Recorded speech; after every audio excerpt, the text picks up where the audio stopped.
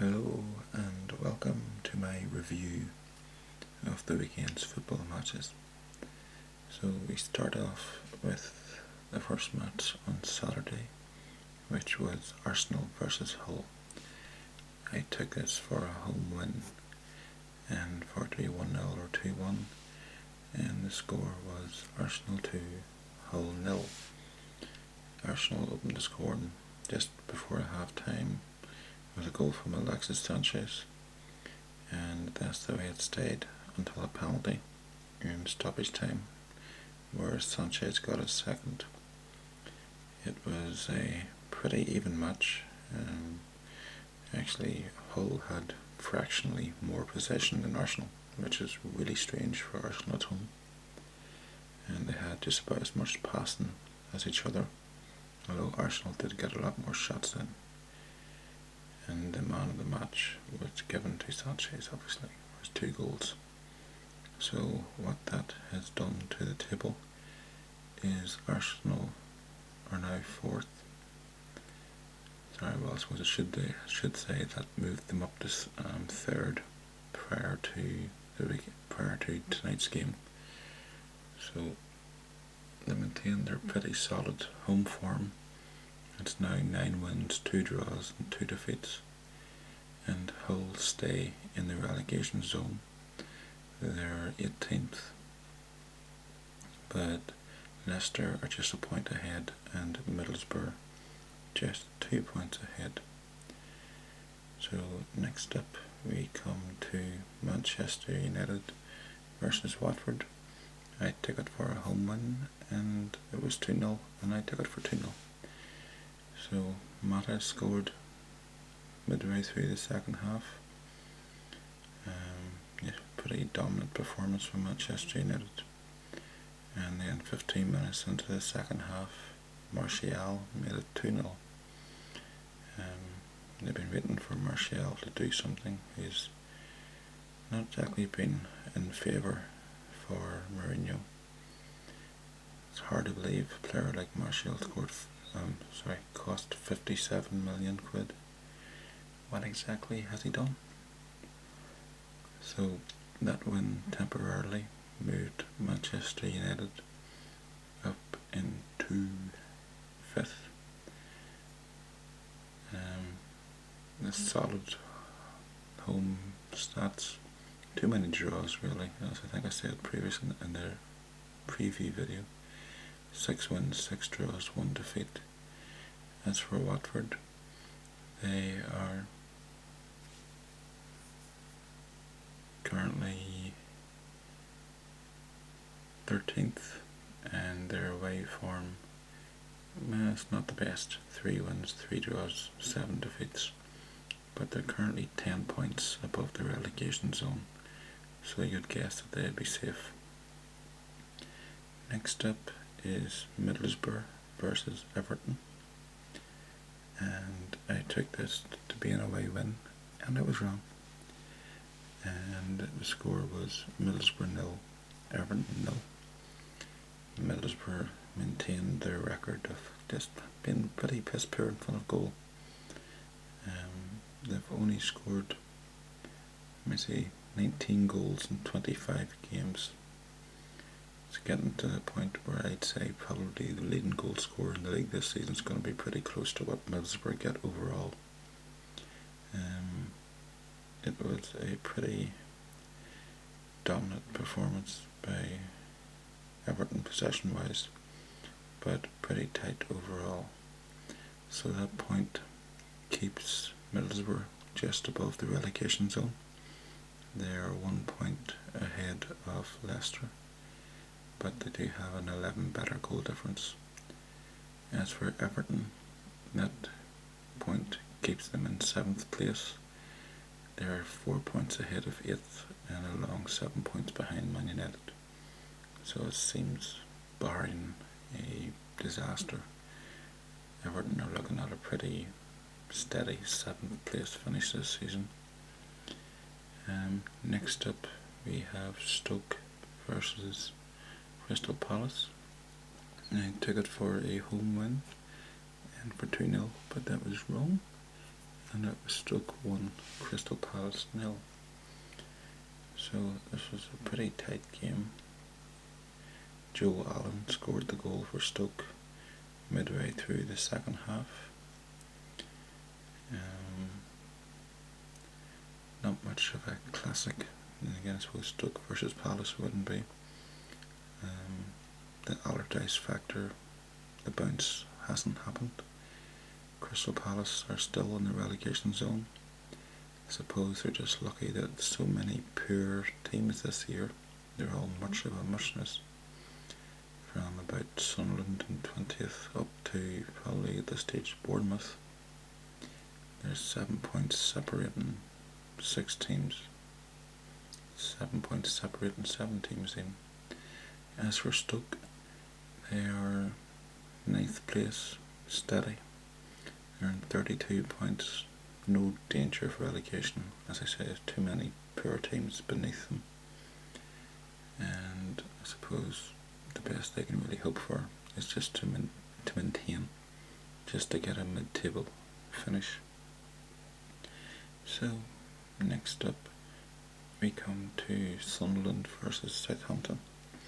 I took this for a draw, and I was wrong. And the score was Sunderland 0, Southampton 4. As I believe Jimmy Greaves said, football's a funny old game. Sunderland won their previous game away 4-0, and they follow that up by getting beat at home 4-0. New Sunderland signing Manolo Gabbiadini started off well with 2 goals in the first half. Then he came off with 20 minutes to go, replaced by Shane Long. 2 minutes from time, an own goal by Jason Denayer made it 3-0, and then in stoppage time Shane Long made it 4. So that result keeps Sunderland bottom of the table. It's one of the things where, if they had won 2 in a row, if they had won that game, they'd been out of the relegation zone. In fact, Leicester would have been in the relegation zone. But as it is, they're bottom of the table. A very good win for Southampton. Maybe this is the new striker that they needed. Just got him at the right time. They, just like Burnley, are 10 points, just like Burnley and Watford, are 10 points off the relegation zone, so they're not really in any relegation danger. But basically, maybe in 8th or 9th, basically 8th to 10th is roughly where they're aiming for. Well, not aiming for it, but it's the best that they can do. So, next up we have West Ham versus West Brom, and I took this game to be 2-2, and the result was, give me 1 second, having technical difficulties here. My left hand's having a brain fart. I took it to be 2-2, and it's finished West Ham 2, West Brom 2. So I was right in both counts. So Nasser Shadley put West Brom up 1-up after 6 minutes. After an hour, Seofane Faguli made it 1-1. Manuel Lanzini then put West Ham 2-1 up with 5 minutes to go. About 4 minutes into stoppage time, Gareth McCauley made it 2-2. So, a pretty lively game at the London Stadium. West Ham dominated possession and shots and passing, but were unable to get the win. So West Ham are now 10th. They're still 10th, and they are 5 points and 2 places behind West Brom. So West Brom are 8th and West Ham are 10th. I know I saw online that Bilic said that the referee was a disgrace. And who are we to argue with Slaven Bilic? He looks like he could headbutt you pretty easily. So, next up we come to Liverpool versus Tottenham. I took it for a draw, and a high scoring draw, and it was not. It was Liverpool 2, Tottenham 0, continuing Liverpool's season performance of doing well against the big teams and crap against the bottom teams. Liverpool pulled off a surprise 2-0 win. Surprised because Tottenham have been doing so well and they have been doing so poorly. This was their first win in the league this year. So that win moved Liverpool up back above Manchester United into 5th place, and Tottenham at that time stayed second. So there was 2 goals in the first half by Sadio Mane, who Liverpool really missed whilst he was away playing in the African Cup of Nations. This was a game of bookings. There was Son was booked for Spurs, then Henderson for Liverpool, Matip for Liverpool, Kane for Spurs, Milner for Liverpool, Winks for Spurs, Dyer for Spurs, Aberveld for Spurs. So it's actually quite surprising, so many bookings and no sentence off. So a good win for Liverpool, but just out of curiosity, away to Leicester next. I'll probably lose that. Okay, next up we have Sunday's first game, which was Burnley versus Chelsea. So I took this for a draw, and no, I didn't. I took it for an away, and I was wrong. It was a draw, and it finished Burnley 1, Chelsea 1. So Chelsea, as we know, are running away with the league this year after their poor performance last year. They took an early lead through Pedro, but then midway through the first half, Robert Brady pulled it back to 1-1. Remember, Burnley have had very strong performance at home this season. Prior to this game, their record was 9 wins, 1 draw, 3 defeats. So you would have known that Burnley would have been good at home. Their away form is 1 point from 33. So Chelsea couldn't find a way through the rest of the match. So what this does is Chelsea are 8 points clear, top of the table, and Burnley are 12th. Although, as I said earlier, they're 10 points above the relegation zone, so not really in any danger unless their home form goes the same way as their away form. So next up we come to the other Sunday game, which was I took for a draw, and I'm sure, and it was Swansea 2, Leicester 0. Paul Clement has been fantastic for Swansea since he joined them from being Bayern Munich's assistant manager, and they've got 3 wins in 4 games and are now outside of the relegation zone. They're 4 points above the relegation zone. They're up into 15th place. Things are looking quite rosy for the first time this season for them. Alfie Mawson put Swansea 1-0 up just before the half time.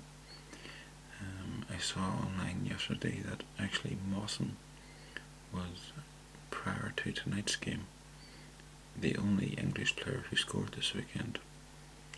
And then just before half time, in stoppage time, Martin Olsen made it 2-0. And no matter what changes Ranieri tinkered with in the second half, he couldn't find a way back into this game. So what does that do? As I say, Swansea up into 15th place, whereas Leicester City are now just 1 place and 1 point above the relegation zone. Ranieri says that he's not under any pressure, but you'd think he would be. Apparently it has happened before. I can't remember which team, but it was around 1936-37, where a team was champions 1 year and then relegated the next. That's the only other time that's ever happened. So then we come on to tonight's game. It's 1 minute past midnight, and now we come on to last night's game, where I took Bournemouth versus Man City to be an away win, and it was correct. But it was Bournemouth 0, Man City 2. So Bournemouth's poor run of form continues. They've lost 4 out of the last 5. But Sterling opened the scoring for Man City in the half hour, and then 20 minutes from time, a Burnley own goal from Tyrone Mings made it 2-0. So a good away win for Man City, and this has moved them up into second place. They are currently 8 points behind Chelsea.